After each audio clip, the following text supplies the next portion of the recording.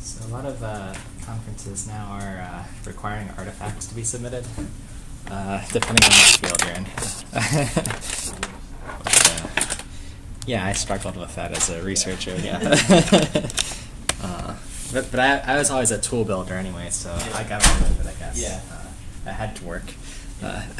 But yeah, there's something to like, and it's just smart to do, right? Have something that works. So. Especially if your stuff's supposed to be reproducible. Yeah. No one can build it because they don't know like what specific whatever they need. Yeah. That's kind of one of the fundamental things of science, right? Yeah, to reproduce results. Being able to do it again. Every once in a while that gets lost, I guess. Which is not a good thing. Yeah. Depending on the field, I don't know so much about computer science, but journals like Nature, which are top of the top, something like more than 50% get retracted later. Oh, really? So they say, breakthrough, found gene that solves whatever problem or disease usually gets retracted. Even in Nature? Even in Nature. More so in Nature, yeah. Really? Because there's pressure to publish, all these things, yeah. And people can't produce results, yeah. Like if you look at something like photosynthesis, right? You had like a first paper on that was like, and then you find out like more and more there's like all this other crazy stuff because like photosynthesis,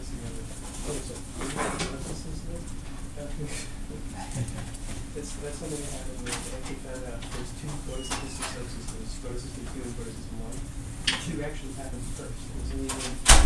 It's named 2 because they discovered it second, but actually it's the first thing that happened something. So it's like something like that. It's probably this weird extra information. But for Nature, it's actually a good thing. A lot of that gets retracted because that means people are challenging it. Yeah, that's good. So, because it is a high impact. So there's two sides to it. It's so high profile that you would think that like getting retracted would be kind of really embarrassing. But I guess like people publish anyway. It's part of the deal. Yeah. Well, it's like I don't know, have you ever watched John Oliver? Yeah. Yeah, he did a piece on like health studies that people do, where he's talking about how all of the like different like eat healthy studies almost have aren't reproduced in any way at all, aren't even tested after they're released, and how they all have conflicting information because they just look for statistical significance. And yeah, sometimes the sample sizes are pretty small, right? Because you really need the whole population for something. There was one that they it was I think it was something about chocolate and pregnancy, where they tested it on 7 women who weren't even pregnant and said that chocolate could help you during pregnancy. Oh jeez. I don't know how they came to that conclusion, but Oh man. Well, I could probably fill a whole class talking about basic research and problems. Maybe on the last day we'll have a Ask Me Anything and I'll give you my thoughts, but it needs to be done, but properly are the words. But that being said, let's get into researching some ray tracing stuff. So just a quick little warm-up. This is Morgan McGuire. If you're interested in social media and these sort of things, he's an interesting fellow to follow on Twitter. He was a professor. Now he works primarily at NVIDIA, doing a lot of their research. But he's particularly interested in ray tracing. And this is particularly relevant for us as what we've been working on. And he's been tweeting almost every day for the past few days or weeks ray tracing tips. So you can follow him if you want on that. He's also wrote a really nice book. It's called the Graphics Codex. I believe it's for iPads and Android specifically because it's highly interactive. Not like a textbook, but something you can scroll over and sort of play around with stuff. Sort of the ideal thing for a graphics book. So he's just a name to know about in graphics. Let's see. Last lecture or last class, our lab, we were working on Ray Tracer Part 1. So most people left with something similar to this image. Sort of black background and a sphere or a circle being drawn. Today our goal is going to be to expand that a little bit to be able to draw multiple spheres and add some shading to give the illusion of depth. So that'll be our goal for today. So we'll have a lot of in-class time to work on that. Course logistics. So in moving, what's sort of our in-class assignment? It's going to build on our assignment 4, Ray Tracer. That's going to be released sometime tonight and due in a week from now. So I would say by the time you leave today's in class, you're about 2/3 of the way done with that assignment. So you can at least turn that much in and get sort of through. And I'll talk more about what the requirements are at the very end of the lecture for that. So that's the Ray Tracer. There will be a quiz next Monday. Planning for about an hour of class time for that. If you need more, we'll take more time, and folks can sort of work quietly or work on projects. So, yeah. The study guide is all the topics that you're supposed to cover, but is there like any way you can tell us like what the format of the quiz is going to be? Yeah, so it'll be short answer questions. Mostly I want to see sort of how you think, stuff that was important. I could ask you, stuff like, what's the difference between a vertex shader and a fragment shader? What's the purpose of a vertex shader? You sort of write that in. I might ask you to outline at a high level. What's the graphics pipeline? So it's not like the previous quizzes where you give us like. Yeah, this is so going to like be an short right? answer. So it'll be like writing. Yep, yeah. Short answer. You can draw some stuff. I might give you a little piece of code and say, what's this do? What do you think the final output is? Again, so if you sort of go through that study guide and feel comfortable, you should be in good shape with that one. I might ask you stuff about the assignments. Like I might ask you, I could give you like a potential scene graph for the code and say draw what this looks like, and you might draw the solar system or little things like that. That if you got the high level idea, coded it, you could do pretty comfortably. Typically the way I design quizzes is I design them, I do them myself, and then I multiply that however long it took me by 4, and that's how I normalize them. So something I could do in 15 minutes knowing all the answers, I guess. That's the goal. Not supposed to be stressful, but still test your knowledge, give you a takeaway from the course. And I think you'll find studying from the study guide, you'll say, oh, we actually learned a lot. So that should be good. Other questions on those logistics? All right, great. Okay, so I just want to move us on into Ray Tracer, sort of step 2 for building this tool. So again, on Monday's lab where we left off, just the red sphere, the black background, and we want to expand on that a little bit. And just a reminder, the process of ray tracing is we have some camera, so we set that up in our code, and we're just shooting rays through every pixel straight on and seeing if they intersect with something. If they intersect, then we draw some different pixel color at that position. So our shapes right now are very flat because we're just doing that sort of test and saying, yeah, there's a sphere here, it's within the radius from the center, so color it in.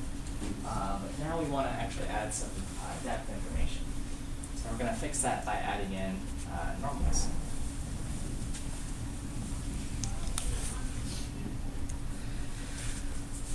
So you'll notice in today's code base from the repo, there's a bit more abstraction. But you're going to notice it looks almost identical or very similar to the code base we've been using before. Okay, so everything that we've learned before, we can sort of apply in the same context. So the first thing in the abstraction is that there is now a camera class.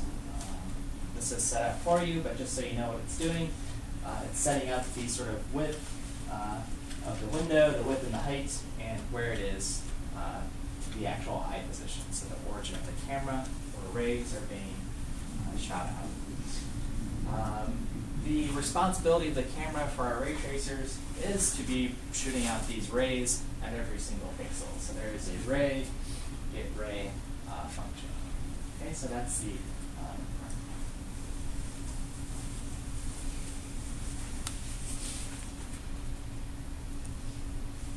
Okay, so just a reminder, that's exactly what it's doing.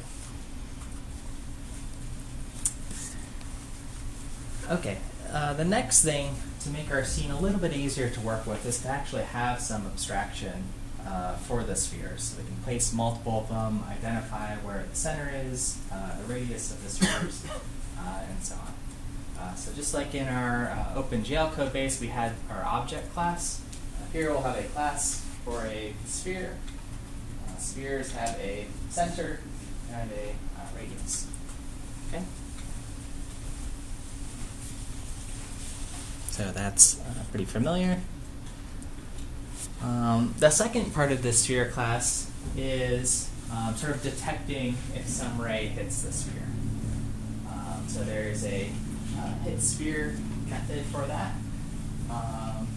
And again, all hit sphere is doing is testing if some ray that's coming in is going to hit the object center. And we did this sort of test to find the discriminant to see if there were any intersections.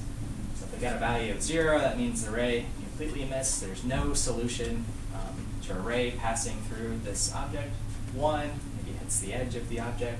2, it passes through the sphere, through the front of the sphere, and again through the back of the sphere. Okay, so that's what hit sphere was doing. And now that's abstracted away in this class.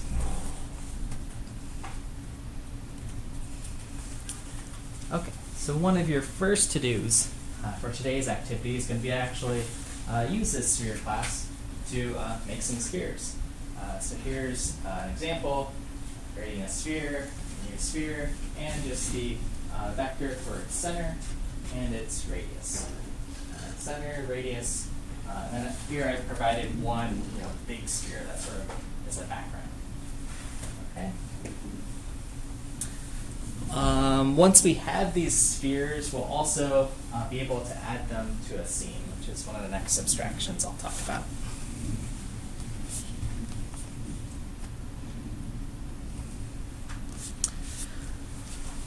But we'll still have this problem where we don't have any normals plus shading. Ideally, we want our sphere to look something like this. It's a little bit darker on this side, lighter on this side, so it's giving some illusion of the depth here. So this is the next part. And we want to be able to manage all this data too in some way. So this is the scene class. So if I back up 2 slides, there is a scene, my scene that we add all of our objects to. Okay, so my scene.add object, sphere 1, sphere 2, sphere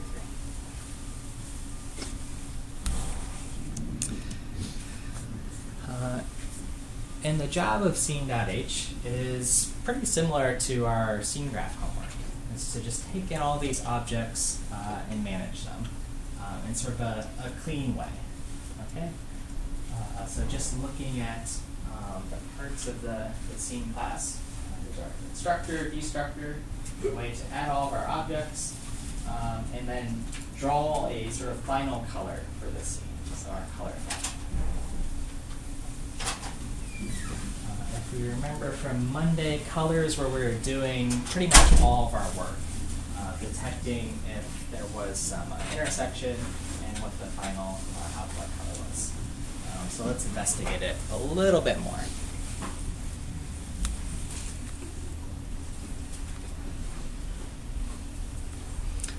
And there is, of course, vector is the underlying data structure.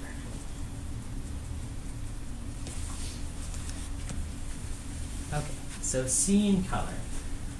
The way to think about some of the things we're doing in the ray tracing is again to leverage what we've learned in OpenGL.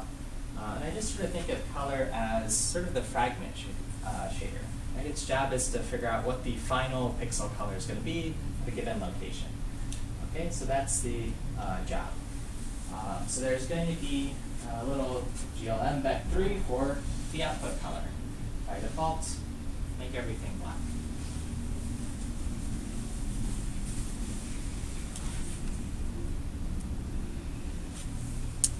Okay, but what about the work we've got to do in this scene? So we've got all these objects in here, and again, our goal is to figure out the final output color. Within color, there's just a giant loop that's going to be looking through all of our objects that we've added. Maybe we've added 5 spheres, 10, 100, or 3 in the example. So the job is to iterate through all of our objects in our scene and then do this test. Did we hit one of those spheres? Was there some intersection? Okay. Is everyone comfortable with this abstraction so far? We've got a scene. We've added a bunch of spheres to it. There's going to be a loop looking through all those objects just to see if there was a single intersection per pixel. Okay, just like our fragment shaders. And you'll see this variable t throughout the code. I just said you can think of it as testing for intersection, if that's helpful.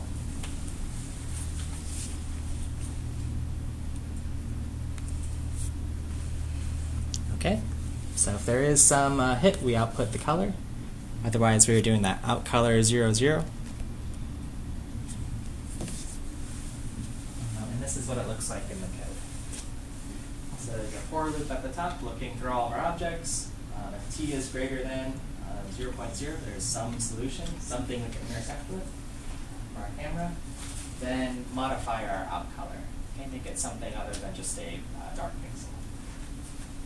In this case, I've just picked red.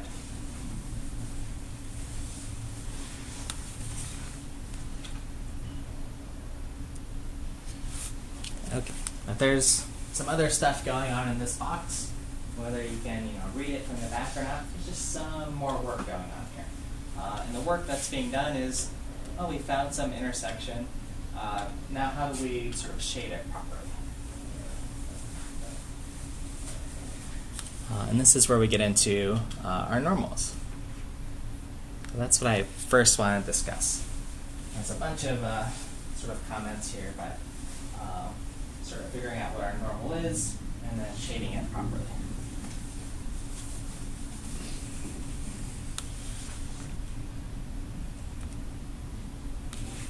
Okay, so how do we add this sort of illusion of depth into our scenes? Well, we know we have normal information. So if we think of our camera as a light source to see how sort of light's hitting these spheres, if it's hitting it directly on, make it nice and bright. A lot of the stuff we've discussed before.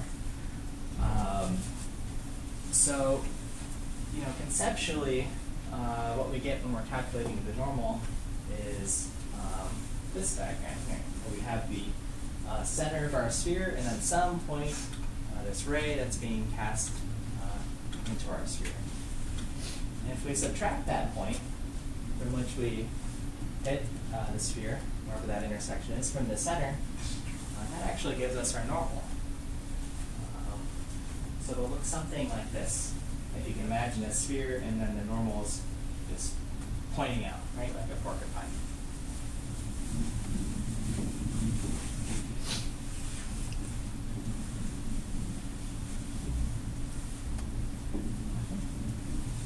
Does this make sense for computing the normal? I have to think about it just a tiny bit. We have a fixed sphere, we know where the center always is, and then some ray casting into it hits at different points. Just doing the subtraction will then figure out where the normal is.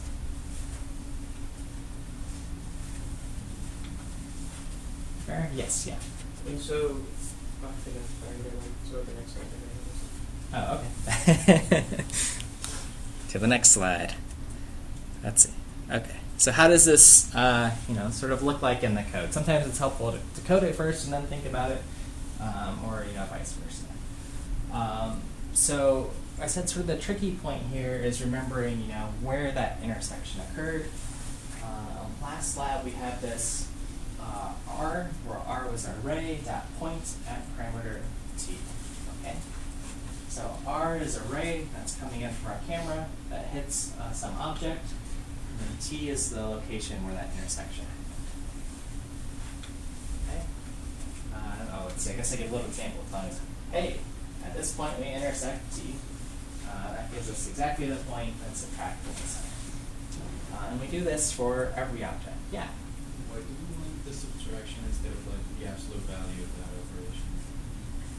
Why do we want the subtraction? Let's see, so if I did the, like the So technically, if the camera is facing the sphere, yep. I noticed that the shade only appears on the left hand side instead of both sides, because like the light is going straight at the sphere.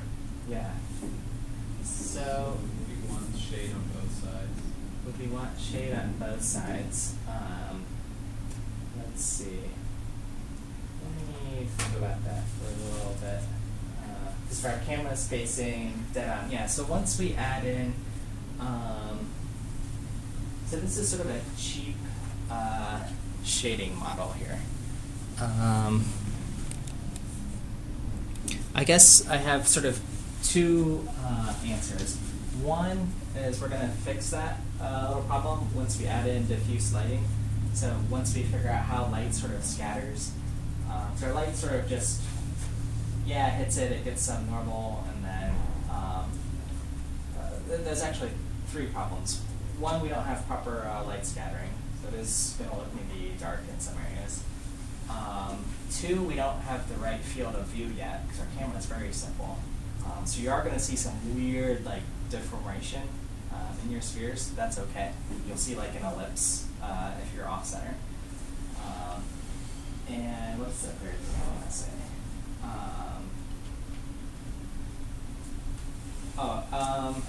Give me a minute and I'll show an example of sort of the shading model and why it looks sort of shaded on one side or than that. I'm going to try to find another example of that. But that's a good question though. Once we, or either you guys for your homework implement the diffuse lighting, then it should be equally shaded on both sides. And that problem will be fixed. Yeah, good observation. Yeah, I like it. Okay, so how it looks in our code, just to recap, where we intersected this point, P, and the object center. And that's how we get the normal, and we always remember to normalize. And these are unit vectors.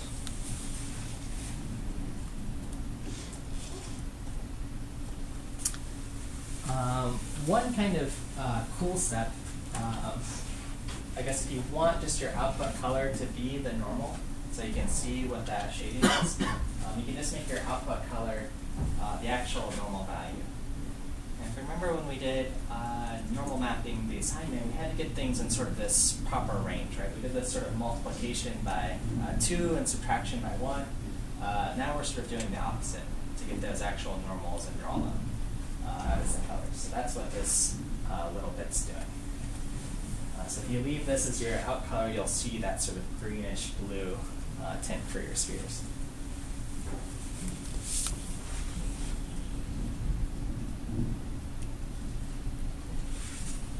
Okay, so we have normals, or at least you can believe there are some normals of some shading, something that gives some illusion of a light source.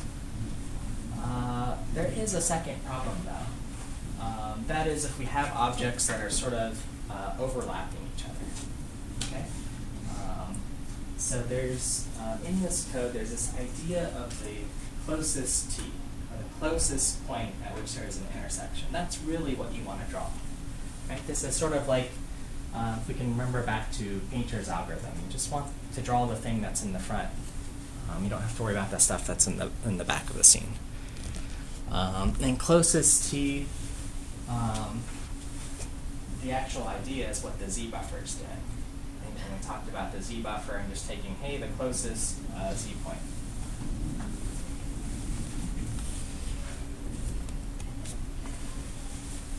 Okay, so just a little recap on Z buffer, sort of in the OpenGL, where here's our camera, and And if we're drawing this scene, we see A is in front of B, so we want to draw, A in that pixel.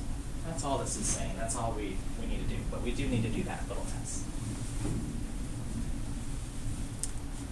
So as you're cycling through all the objects, let's see if I've got it here.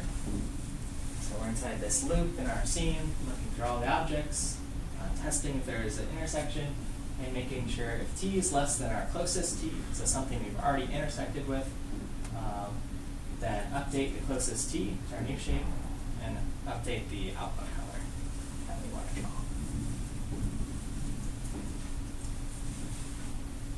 Does that make sense? Awesome. And then, let's see. Next slide. And then, yeah, just a note, you can try to play around with commenting this out color. This final value is what's doing the red shading. This is the normals, and I'm just saying multiply everything by 1 to give some shading to it.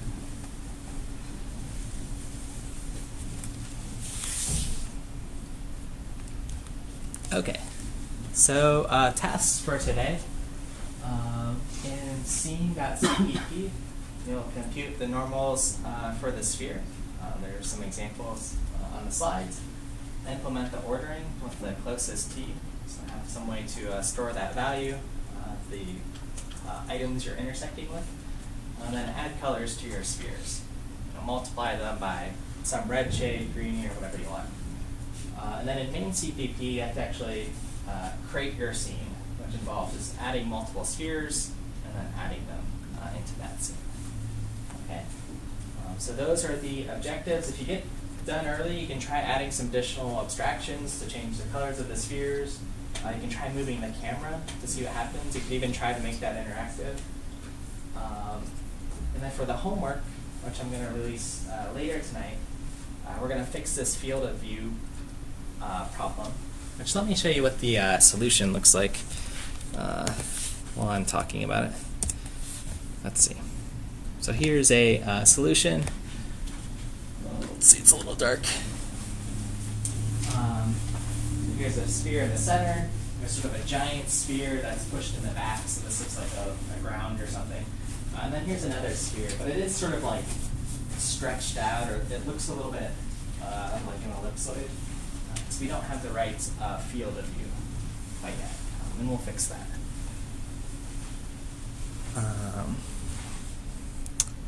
In the homework. So that'll be sort of step 1, fixing that field of view. Where am I? Oh, too much stuff. Lectured.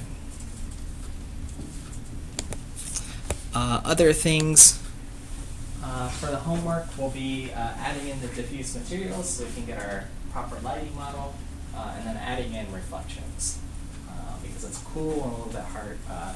Sort of harder to do in OpenGL, but easy to do in ray tracers. So those will be the 3 things you add on for homework. And then this stuff we'll have, we've got about an hour to work on getting this far. Questions or comments? Otherwise, on the website, there's a repo to download.